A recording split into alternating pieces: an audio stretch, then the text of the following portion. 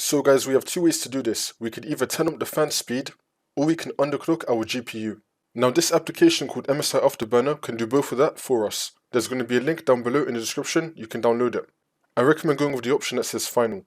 And then once you've installed MSI Afterburner, we're now going to head over to search and type in MSI Afterburner, click on it, and then click on yes, and now this will come up. Now this is the layout that it came with for me. You might also have the same layout as me, or it might be something else.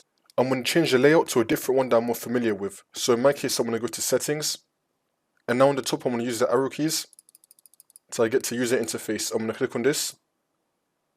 I'm now going to change the layout right here. I'm going to click on the drop down. I'm going to be going with the cyborg one. This is the one that I'm most used to. And now I'm going to click on OK. And now my MSI Afterburner looks like this.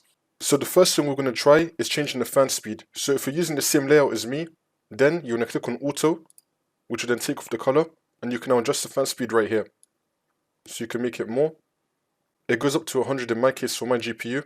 I like to keep it on 60. So now that I've selected my fan speed, I'm going to tick this. It's now changed my fan speed. This should reduce your temperature. Now for the second method, we're going to underclock our GPU. This is probably the best way on how to reduce your GPU temperature, but just so you know, in-game, this could reduce your FPS. So to do this, where it says power limit, you just want to turn this down.